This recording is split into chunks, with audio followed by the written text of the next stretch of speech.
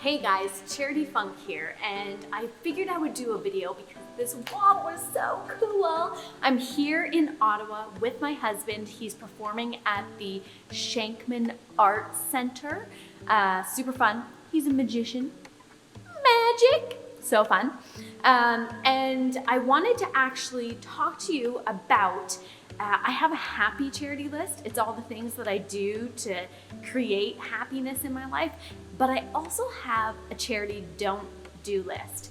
The reason why this is so important for me to have is because my brain, my ADHD brain, likes to take me down these little rabbit paths when I'm supposed to be focusing on stuff. So in my office, right beside my desk, right beside my happy charity list, I have my charity don't do list.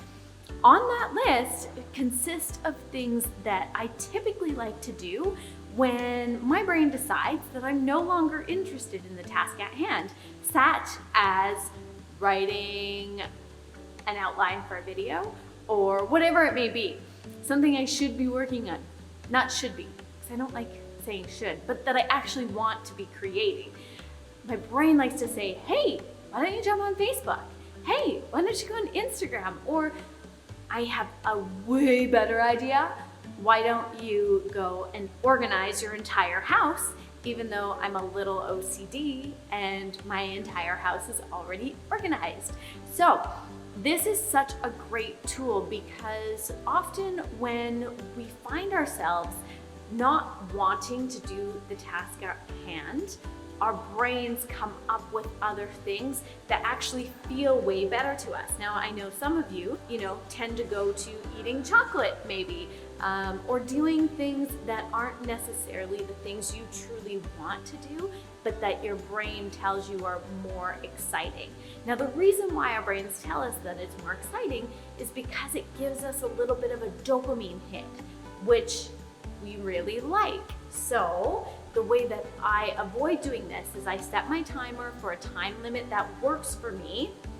Pomodoro effect, if you've heard of that before, it's 25 minutes and you get a 5-minute break. Typically for me, that does work actually, but it's important for you to figure out what works for you. So 25 minutes, 5-minute break.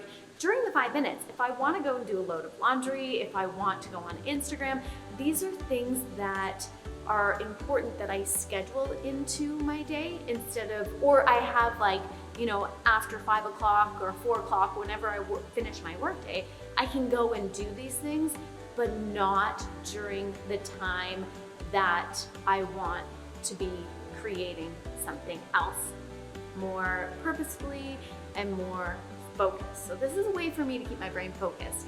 And I know that when my brain tells me I want to go and do those things, I just look at my don't do list and I know what's going on.